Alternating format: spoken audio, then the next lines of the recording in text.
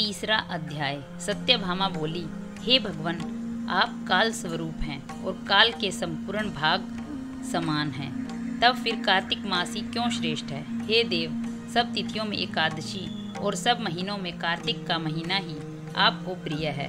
श्री कृष्ण बोले, हे कांते, तुमने अच्छा प्रश्न किया है। एकाग्रचित होकर बैन के पुत्र पृथु और महर्षि नारद का संवाद सुनो। जिसे पहले पृथु ने नारद जी से पूछा, तब नारद जी ने कार्तिक मास की श्रेष्ठता कही। नारद जी बोले, पहले सागर का पुत्र शंख नामक राक्षस त्रिलोकी के मथने में समर्थ हुआ। उसने संपूर्ण देवताओं को जीतकर स्वर्ग से निकाल इंद्र आदि संपूर्ण लोकपालों के अधिकार अपने हाथ में ले लिए। सब देवता उसके भय के मारे अपने अपने स्त्री पुत्र आदि लेकर बहुत वर्ष पर्यंत सुमेरु पर्वत की गुफाओं में वास करते रहे। जब देवता गुफाओं में रह रहे थे, तब शंखासुर ने विचार किया, मैंने देवताओं को जीत तो लिया है, तो भी वे बलवान मालूम होते हैं। हाँ, अब जान पड़ा कि वे सब वेद मंत्रों से युक्त हैं।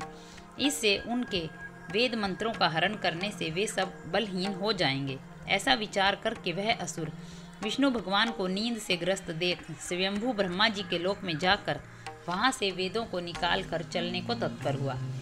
तब वे उसके भय के मारे यज्ञ के मंत्र और बीजों समेत जल में प्रवेश कर गए। तब तो वह शंखासुर भी उन्हें ढूंढता हुआ समुद्र के भीतर विचरने लगा, परंतु वे वेद एक स्थान पर कहीं भी प्राप्त न हुए। पीछे से ब्रह्मा जी सब देवताओं को संग लेकर और पूजा की सब सामग्री इकट्ठी कर वैकुंठ में भगवान विष्णु की शरण में गए। वहां उनके जागाने के निमित्त सब देवता गाने बजाने लगे और गंध धूप बार बार देने लगे। उनकी भक्ति से संतुष्ट होकर भगवान ने नेत्र खोले। तब सब देवताओं ने भगवान विष्णु के दर्शन किए और षोडशोपचार से भगवान की पूजा करके दंडवत पृथ्वी पर गिर पड़े। तब तो माधव भगवान उनसे कहने लगे, हे देवगण, मैं तुम्हारे भजन कीर्तन आदि कार्यों से प्रसन्न हुआ हूँ।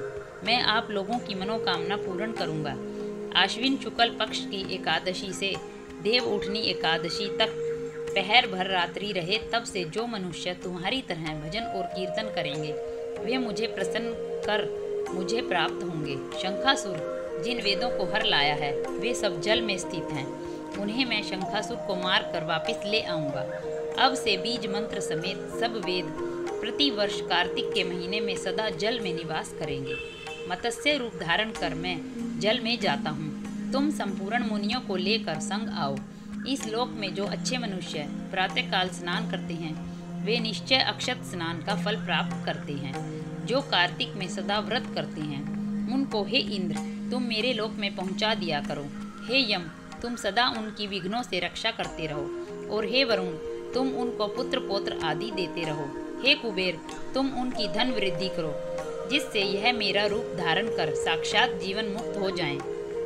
और हे अन्य देवताओं, जो जन्म से मरण तक उन बातों को धारण करते हैं, वे तुम्हारे द्वारा भी पूज्य हैं। जैसे तुमने मुझे एकादशी को जगाया है, इसलिए यह तिथि सदा मनाने योग्य है।